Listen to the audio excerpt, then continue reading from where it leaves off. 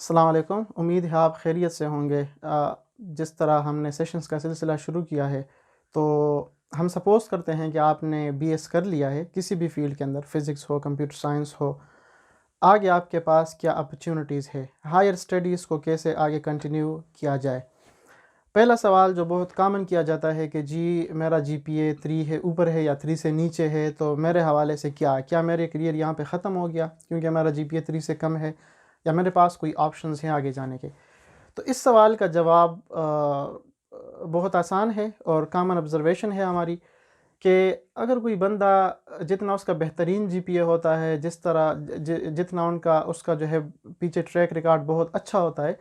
تو وہ بہت اچھے انسٹیٹیوٹ کے اندر چلا جاتا ہے۔ میں آپ کو مثال دیتا ہوں کہ اگر آپ کا 4/4 جی پی اے ہے، آپ نے بہت اچھا جی آر ای اسکور کیا ہے، آپ نے آئلٹس کے اندر یا ٹوفل کے اندر بہت بہترین بینڈز لیے ہیں، بہترین اسکور لیا ہے، تو آپ ایم آئی ٹی کے اندر ڈائریکٹ جمپ کر جاتے ہیں، بڑے انسٹیٹیوٹ کے اندر، جو کسی بھی ہائر اسٹڈیز کے حوالے سے اسٹوڈنٹ کا ایک ڈریم ہوتا ہے، خواب ہوتا ہے،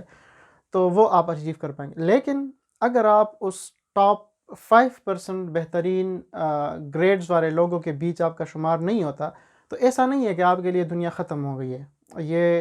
اس حوالے سے پھر صرف اتنا ہوگا کہ آپ کا جو ایک ٹارگٹ تک پہنچنے کا جو سٹیپ ہے، اس کے اندر ایک ایڈیشنل سٹیپ آ جائے گا۔ کیسے؟ مثال کے طور پر آپ کا جی پی اے 3 سے کم ہے اور آپ کے باقی بھی سکورز یا جو بینڈز ہیں وہ اتنے ایکسلنٹ نہیں ہیں، تو اس کیس میں آپ کسی ایوریج انسٹیٹیوٹ کا انتخاب کرتے ہیں،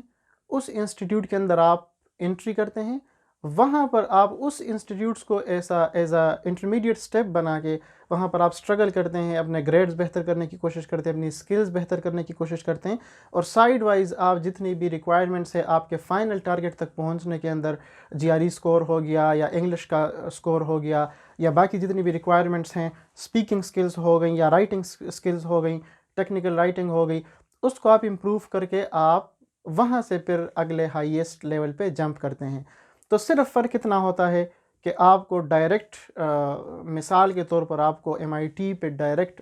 آپ نہیں پہنچ پاتے، تو آپ ایک انٹرمیڈیٹ سٹیپ لے کے وہاں سے اپنی جتنی کمی بیشیاں ہیں، جتنی ڈیفیشنسیز ہیں، اس کو فلفل کر کے آپ آگے کی طرف جمپ کرتے ہیں۔ یہ تو جنرل ریکوائرمنٹ ہو گئی اس کے حوالے سے، ہائر اسٹڈیز کے حوالے سے۔ اچھا، دوسرا جو بہت کامن سوال ہے جو ہم سے پوچھا جاتا ہے کہ کسی بندے نے بھی یونیورسٹی کا انتخاب کیا ہی نہیں ہوتا شروع سے، اور وہ statement of purpose, research proposal اور ان چیزوں کے اندر وہ لگنا شروع ہو جاتا ہے کہ جی یہ میں اسٹیٹمنٹ آف پرپس کیسے لکھوں، میں ریسرچ پروپوزل لکھوں، کیسے لکھوں۔ دیکھیں، یہ چیزیں یونیورسٹی ٹو یونیورسٹی ویری کرتی ہیں۔ آپ اپنے گریڈز کی بنیاد پہ، آپ اپنی سکلز کی بنیاد پہ، آپ نے جو تھیسس کیا ہے نہیں کیا، آپ کا کس فیلڈ کے اندر انٹرسٹ ہے، کس سبجیکٹ کے اندر انٹرسٹ ہے، کیونکہ جب آپ انڈر گریڈ کر لیتے ہیں، مگر فزکس کے حوالے سے میں بات کروں تو آپ کے پاس بے تحاشا آپشنز ہوتی ہیں۔ آپ کوانٹم فزکس کے اندر جانا چاہتے ہیں، آپ میٹیریل سائنس کے اندر جانا چاہتے ہیں، ہائی انرجی فزکس کے اندر جانا چاہتے ہیں، پارٹیکل فزکس کے اندر، ایسے بہت سارے نام ہیں۔ تو آپ کسی بھی اپنے گریڈز کو، پچھلے ٹریک ریکارڈ کو دیکھ کے آپ کسی ٹارگٹ کو اپنے لیے فکس کرتے ہیں کہ آپ نے ہائیسٹ جیسے ایم آئی ٹی لیول پہ جانا ہے، یا دنیا کے ٹاپ 5 بہترین یونیورسٹیوں کے اندر جانا ہے، یا آپ نے انٹرمیڈیٹ لیول کے اندر جانا ہے۔ اس حوالے سے پھر آپ یونیورسٹیاں سرچ کرنا شروع کریں، کیونکہ بعض اوقات آپ اپنا بہت سارا ٹائم اسٹیٹمنٹ آف پرپس بنانے یا اپنا ریسرچ پروپوزل لکھنے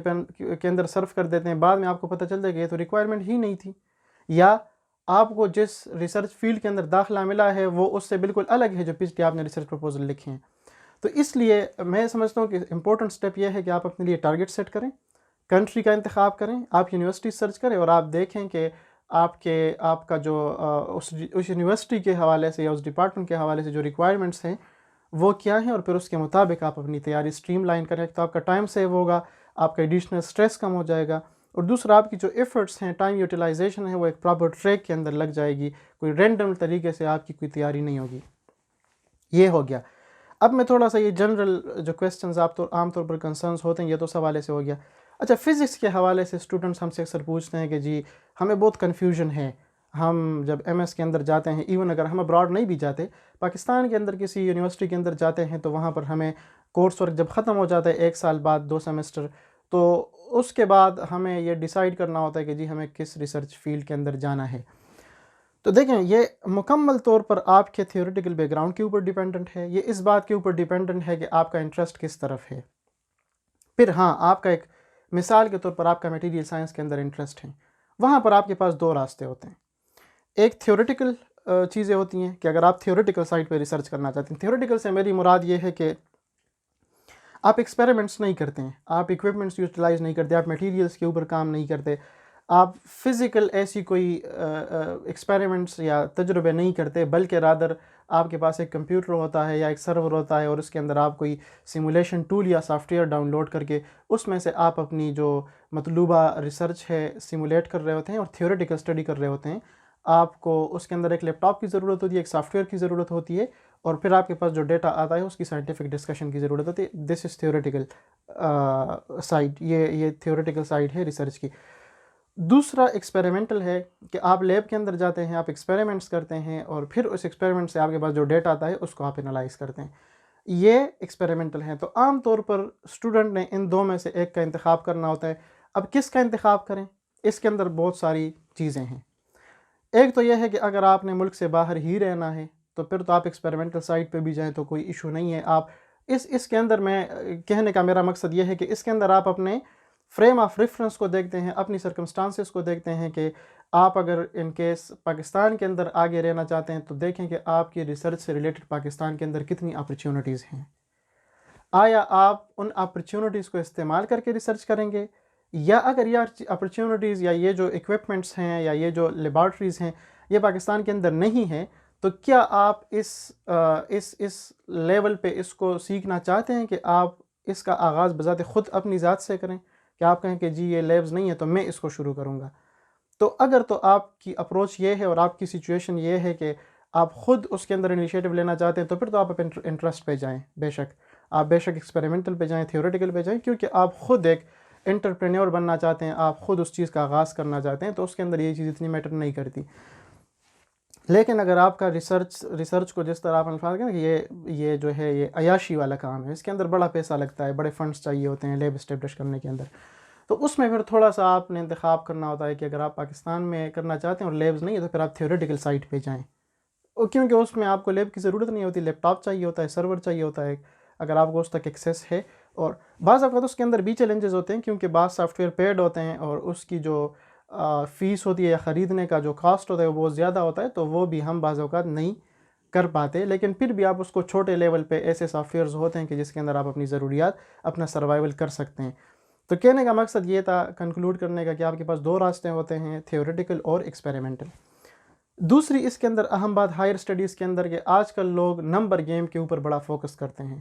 کہ جی میری اتنی پبلیکیشنز آ گئیں اور میرے پروفائل کے اندر اتنا میرا ٹریک ریکارڈ ہو تو جی میں سکسیسفل ریسرچر ہوں. دیکھیں دنیا کے اندر ٹرینڈز وقت کے ساتھ ساتھ چینج ہوتے رہتے ہیں. میرا جو اپنا پرسنل ایکسپیرینس ہے یا جو ابھی ٹرینڈ دیکھنے میں آ بھی رہا ہے کہ دیکھیں نمبر گیم سے پروجیکشن جا رہی ہے کوالٹی کی طرف. تو کوشش کریں کہ آپ جس بھی ریسرچ ایریا کا انتخاب کریں اس ریسرچ ایریا کے اندر آپ اس چیز کو سمجھنے کی کوشش کریں. اس کو ہماری ایک ایڈوائزر تھی، وہ کہتی تھی کہ ان چیزوں کو آپ دماغ کے اندر نہیں بلکہ اس کو بونز کے اندر آپ ایبزارب کریں.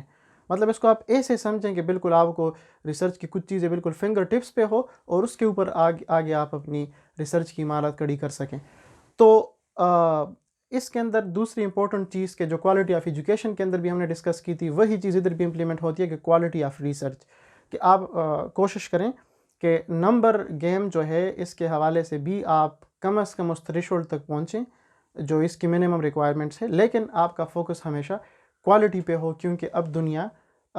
کوانٹٹی سے کوالٹی کی طرف جا رہی ہے، تاکہ آپ کو اس کے حوالے سے کوئی پریشانی کا سامنا نہ ہو. اس کے حوالے سے اگر آپ کے مزید کوئی کویسچنز ہوتے ہیں یا کنسرن ہوتے ہیں تو اس کے حوالے سے پھر اگلے سیشنز رکھے جا سکتے ہیں، یا اس کے حوالے سے مزید گائیڈنس کی ضرورت ہوتی ہے تو اس کو ڈسکس کیا جا سکتا ہے.